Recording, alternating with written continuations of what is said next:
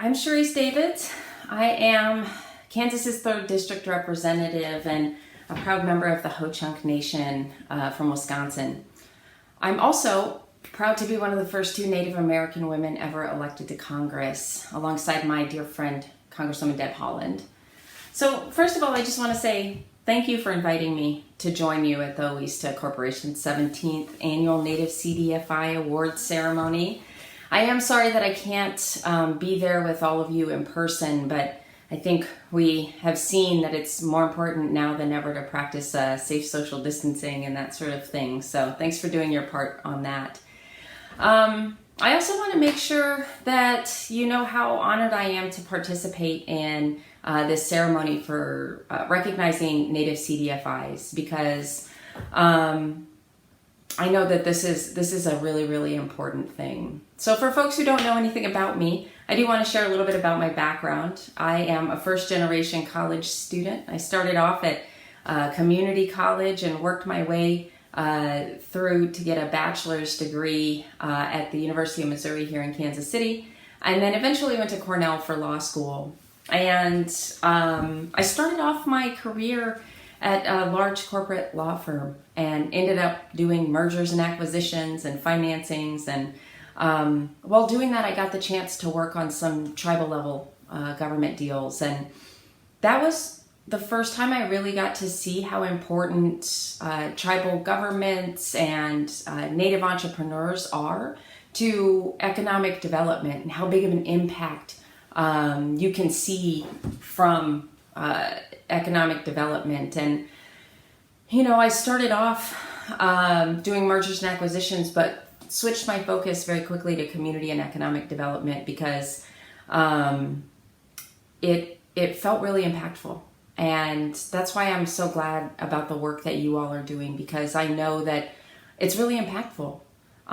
It was doing that, though, that I got to see how few of us know about how the federal government works. And I don't just mean Native communities, I mean across the board.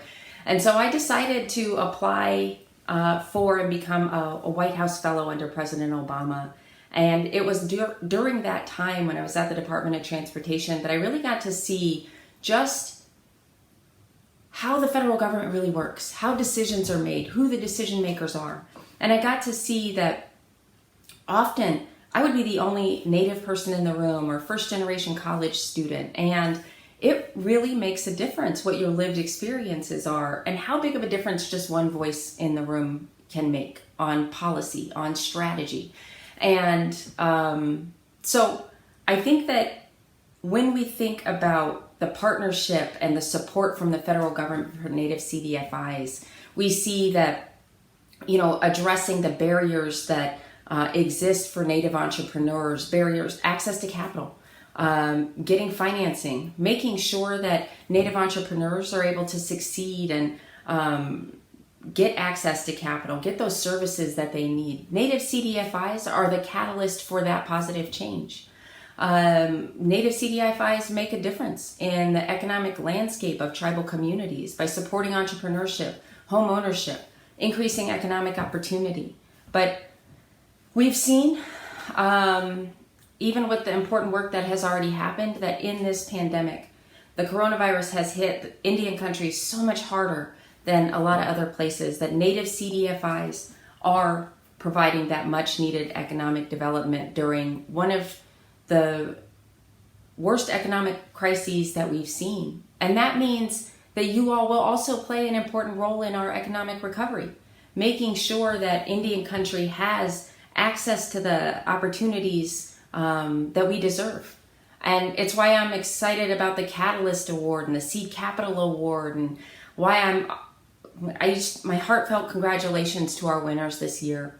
I'm looking forward to continuing to advocate for greater support for the Native American CDFI Assistance Program. Because, earlier this year, when I joined a group of my colleagues to urge the House Financial Appropriations Committee to increase NACA by $20 million, that was because we know that it's critical for the growth of Native communities.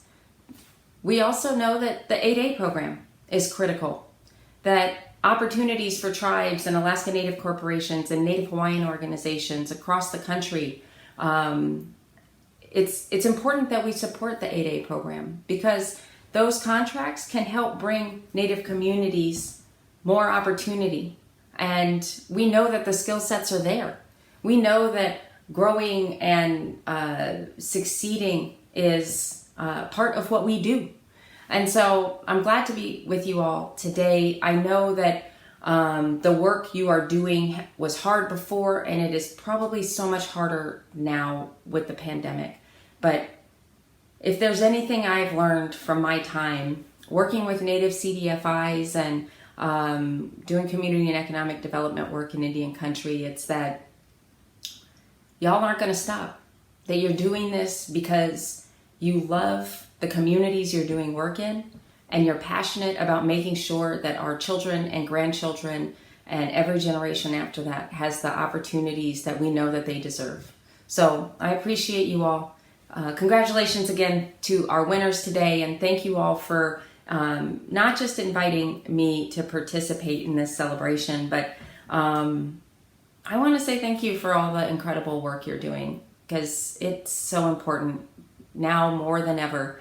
And I'm looking forward to at some point seeing you all again in the future in person when we're on the other side of this thing. Thank you so much. I'll talk to you all soon.